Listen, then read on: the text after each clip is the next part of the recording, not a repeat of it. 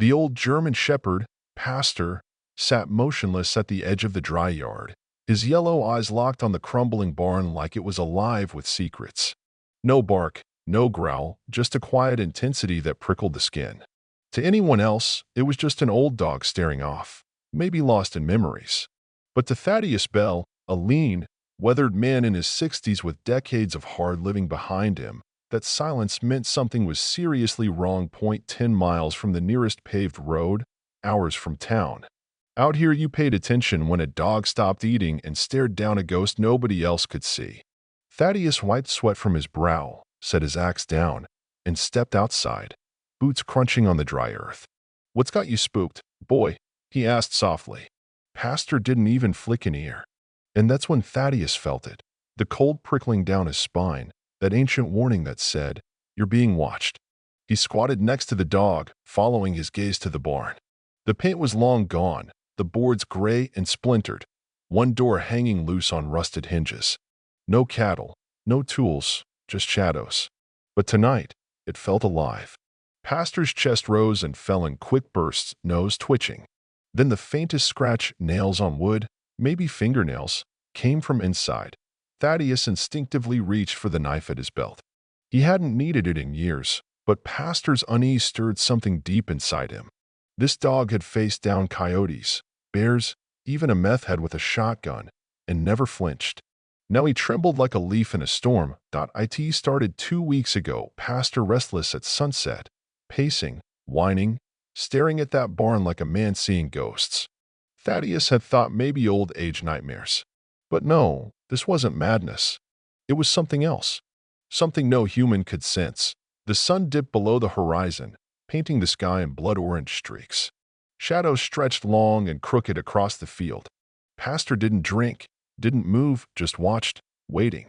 Thaddeus stayed up all night, eyes glued to the dusty window. At dawn, Pastor was still there. Same spot, same frozen stare. Coffee steaming in a chipped mug. Thaddeus watched. Something held Pastor's attention stronger than hunger or thirst, stronger than love. The barn was calling. He slipped on his boots, grabbed his jacket, and stepped outside. Pastor didn't budge, but breathed fast and shallow like something inside was fighting to get out. "Talk to me, old boy. What's got you so riled up?"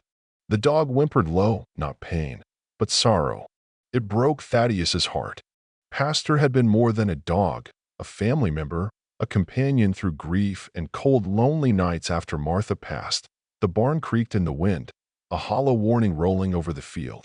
Thaddeus stepped toward it, Pastor's ears twitching with every step. At the threshold, a strange metallic smell hit him, damp and wrong. Inside, dust swirled in shafts of light through holes in the roof. The barn was empty except for rusted chains, a broken shovel, and a pile of hay in the corner.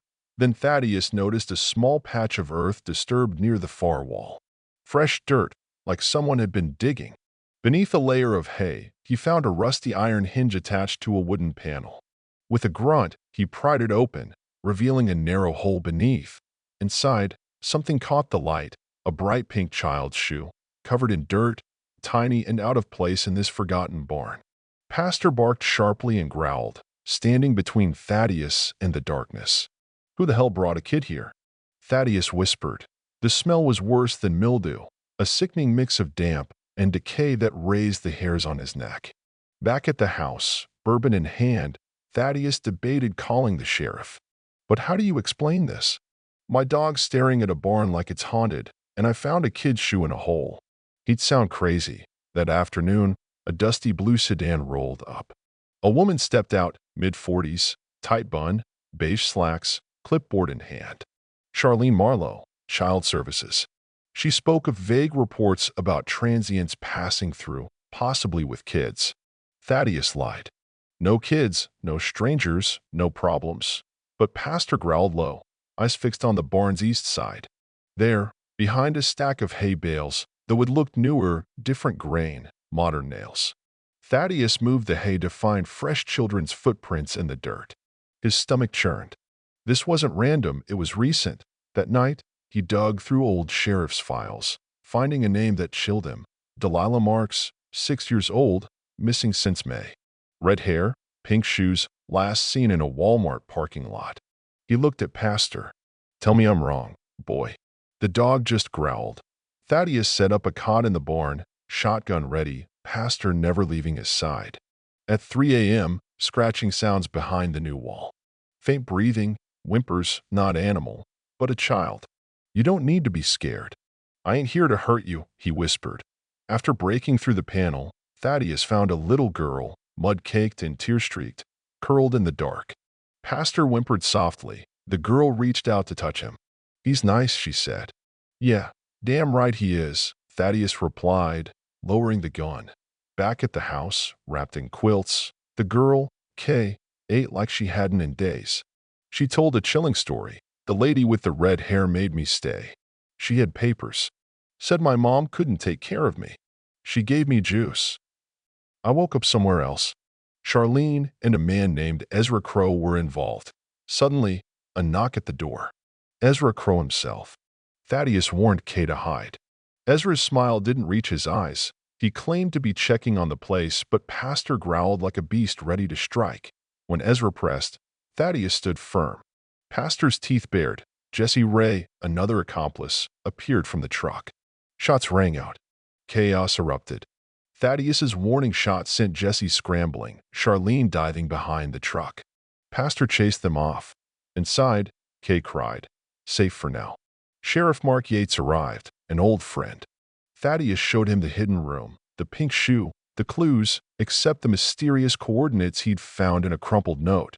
The next day, armed and alone, Thaddeus and Pastor followed the map into forgotten woods, past gravel roads to an abandoned mining shack swallowed by earth. Inside, bins of children's clothes, juice pouches, zip ties, a clipboard with dozens of names, many crossed out, some marked, pending pickup. Pastor growled deep and fierce at a rusted locker. Inside was a duffel bag filled with cash and another map, this one marked Fallout, farther north, deeper into the wilderness. Suddenly, Jesse and Charlene appeared, guns drawn. A brutal fight erupted. Pastor lunged, Jesse fired and missed. Shots rang out, Charlene went down, Jesse was subdued. Thaddeus stood over him, voice low. You said these kids were disposable. They're not. State troopers arrived soon after. The evidence was overwhelming. Ezra Crow, hiding behind rancher charm at church-going, was arrested trying to bribe a waitress with sap-stained cash. Kay reunited with her aunt. Cody, a boy missing for over a year, was found in the bunker, scared but alive. Thaddeus and Pastor sat again on the porch, the barn gone, replaced by a garden of wildflowers and sunflowers, Martha's wish. Letters from rescued families pinned to the wall reminded him of the fight's worth. Then one morning, a single note arrived. You missed one. No signature, no clue. Just those 4 chilling words. The road ahead wasn't clear. The evil wasn't finished. Thaddeus and Pastor, soldier and sentinel, would follow the trail wherever it led.so. Well, would you have done in Thaddeus's boots? Call the law or trust the dog and dig deeper? Drop your thoughts below, because sometimes the only voice for the voiceless has 4 legs and a bark.